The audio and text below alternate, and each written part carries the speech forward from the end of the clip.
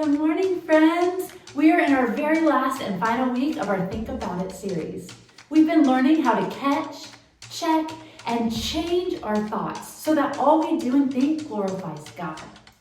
Before we jump into our last Bible story of this series, let's check out these brain teasers together. Exercise your brain by shouting out the answers to some brain teasers.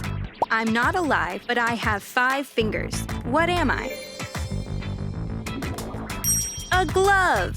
I get smaller every time I take a bath. What am I? A bar of soap. What is harder to catch the faster you run? Your breath. Amazing job. Sometimes those brain teasers make me feel like my head is burning. Well, I'm sure you know what's next, right? On the count of 3, shout it out with me. 1, 2, 3. The Bible story. That's right. Let's watch it together. Let me tell you about a guy in the Bible named Naaman. Naaman, my man. Hello. Who's that again? Naaman was a commander in the king's army. Leading an army? Respect. Yep, he had a really important job, but Naaman struggled with a terrible skin disease. Itchy rash? Dude, that's rough. It was leprosy. He had spots that made his skin look as white as snow. Oof. I'd be hitting up that doctor stat. It wasn't that easy.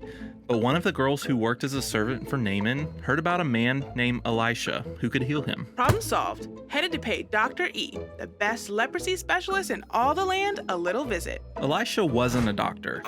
He was a prophet, and God is the one who gave him the power to heal people. But you're right. As soon as Naaman heard that someone could help, he went to the king and asked for his permission to go and find Elisha. Pack the bags. It's time for a road trip. Oh, but wait. The king did let him go, right? The king not only gave Naaman permission to go find Elisha, but he even gave him horses and chariots for his journey. Sweet! Naaman rolling up to Elisha's place in style. When Naaman got to Elisha's house, he was surprised when Elisha didn't come out to talk to him, an important commander in the king's army. Oh, look at me. Instead, Elisha sent a message and told Naaman to bathe in the Jordan River 7 times. Then he would be completely healed. Yay! Getting that fuzzy robe and shower cap. Scrub-a-dub-dub, my man. Not so fast. Naaman wasn't happy. He thought he was so important that Elisha should have waved his hand over him and healed him immediately.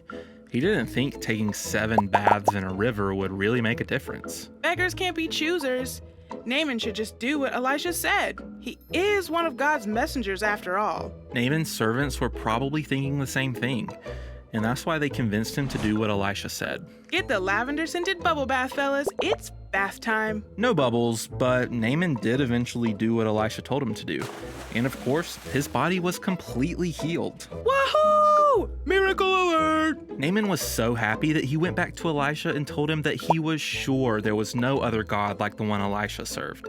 From that day on, Naaman chose to believe in the one true God. Now that's what I'm talking about.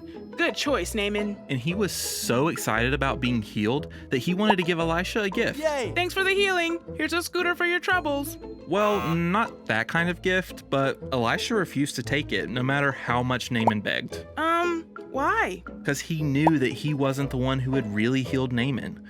God had done it, and he deserved all the praise and gifts. But one of Elisha's servants, Gehazi, was listening in, and he thought Elisha should definitely take the gift. Gehazi's over there trying to take that scooter out for a spin around the neighborhood. Anyways, Elisha went back home, and Gehazi went after Naaman. Chasing that chariot. But what happened when G finally flagged him down? Well, he told Naaman that his master had sent him to ask for 75 pounds of silver and 2 sets of clothes. Silver and swag? I'd totally be down for that. Naaman was so thankful that he ended up doubling the amount of silver Gehazi asked for. He sent Gehazi back to Elisha's house with 150 pounds of silver and the 2 sets of clothes. Elisha's about to have that time to open presents at my B-Day party kind of feeling.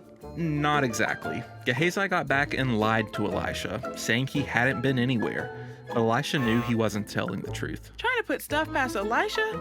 The guy who used God's power to heal someone? Nothing good can come from that, right? Right.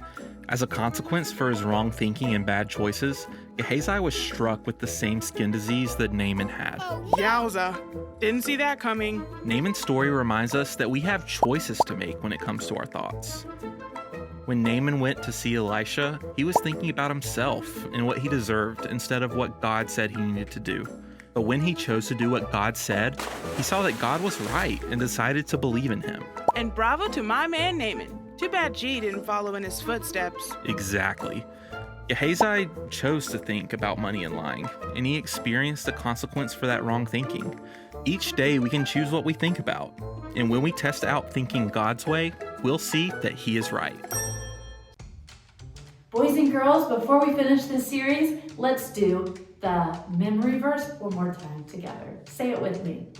Don't live the way the world lives. Let your thinking be completely changed. Then you will be able to test what God wants for you, and you will agree that what He says is right. Romans 12:12.